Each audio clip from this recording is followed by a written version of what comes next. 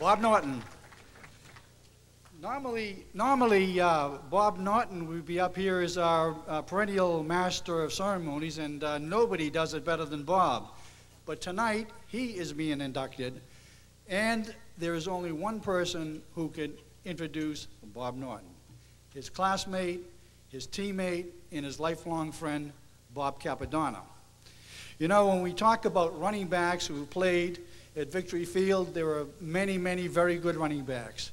There are a goodly number of outstanding running backs, as the 1952 team would validate. And I'll leave that for Babe Samorian, our quarterback and our leader, who to talk about the team. But when we talk about great backs, there is just a few. And on the top of my list, in my opinion, Watertown's greatest running back, please welcome, stand and welcome, Bobby Capadonna.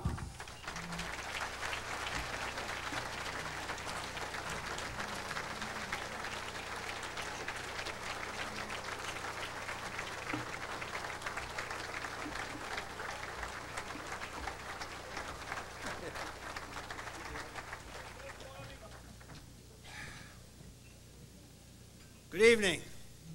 Welcome.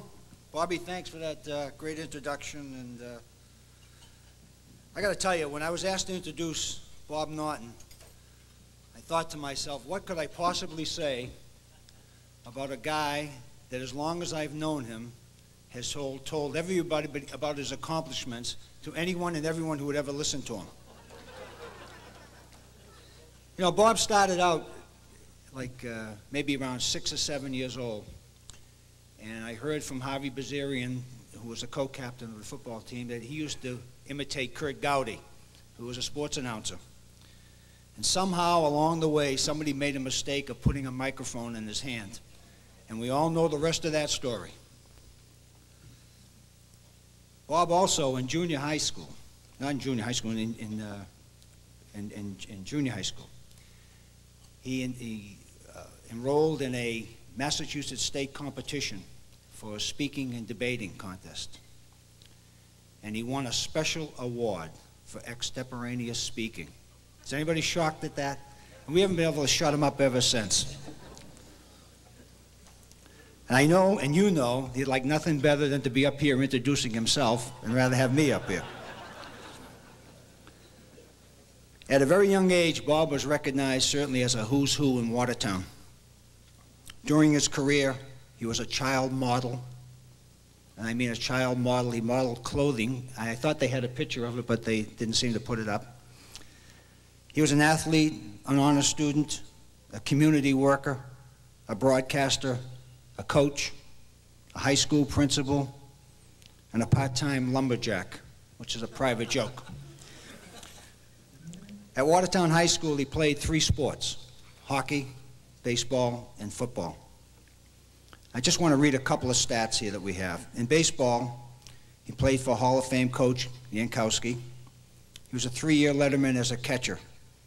He captained the senior year, led the team in batting with an average of .344, voted the most outstanding baseball player in 1961.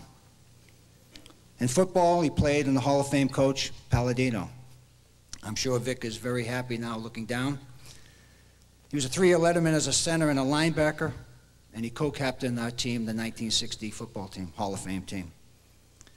But the biggest thing probably that he started 27 consecutive games. And when you think back that we played both ways then in the enrollment of the amount of players, as much as I hate to say it sometimes, it's a hell of an accomplishment for him. He won numerous awards. He was a Travelers All-State team in 1960, News Tribune All-Star team, All-Scholastic, Hoyt Thurber Award winner for Outstanding Senior Student Athlete. He was National Honor Society, Vice President and President of the Student Council, President of the CYO. After graduation from high school, Bob had many schools that he could select to go to. And he selected Rutgers University, where again he went on to establish himself. Played football and baseball. He was a 3-year letterman in football. He captained the 1964 Rutgers football team, and he played linebacker. And as a senior year, Rutgers was ranked 5th in the country against the rush. Played baseball, 3-year letterman also. And probably one of the proudest things in his athletic career, I think that Bob led Rutgers in batting in 1965 with a .321 batting average. And that year, I think there were 2 or 3 ball players that went on to play professional baseball. He received numerous awards: the Frank Carrigan Award for Outstanding Senior Leadership, Caps and Skulls Senior Honor Society. After graduation, he got into coaching. In 1966, he was voted Bergen County Football Coach of the Year. In 1966, his record was 9-0. He has won two New England Emmy Awards for hockey broadcasting and color analyst. And I think a lot of you here would agree he's probably the best hockey broadcaster that's in the business right now.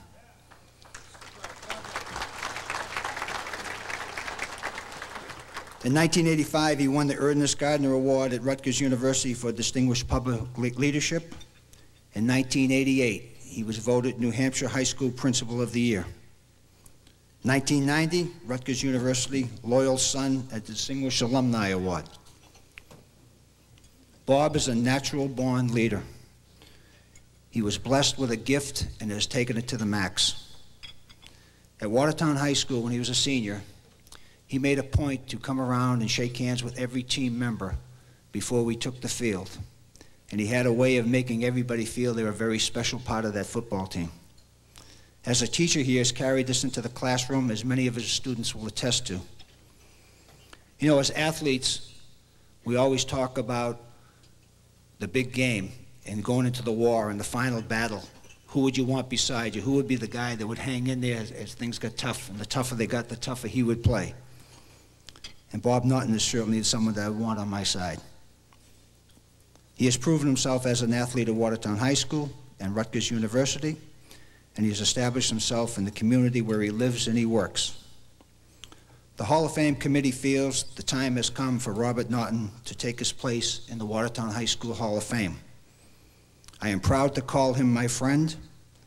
Ladies and gentlemen, please stand and welcome our newest inductee to the Hall of Fame, Robert Norton, class of 1961.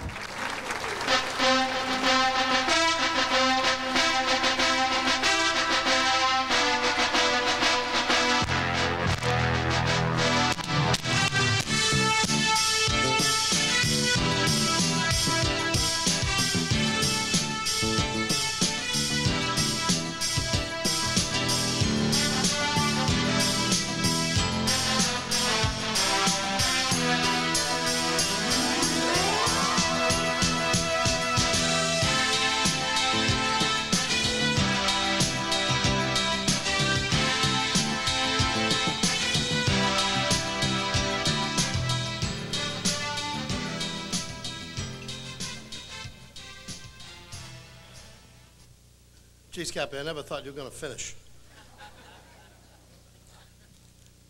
You know, when you get introduced like that by a player of that quality and a man of that quality, it means something to you. This is a very special evening for me. I'd like to take a second or two to just introduce my family who came here today from, I have one son who's in Argentina. I think he's in Argentina. His latest email told me he was in Argentina. But he's on a 6-month tour of South America, so my son Ryan isn't here, but I'd like to introduce, please stand, my wife Ellen.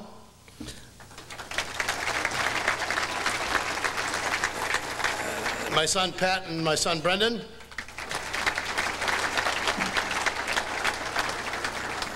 The two matriarchs of our family, my wonderful, wonderful Aunt Rita and my Aunt Margaret.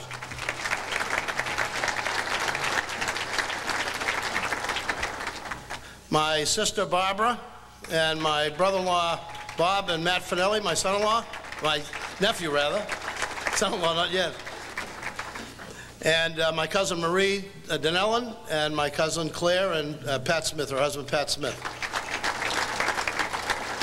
and Ed and Pam McCourt, and Pam teaches at Watertown High School, and some friends of ours who lived with me, next door neighbors in Watertown about Auburn Street.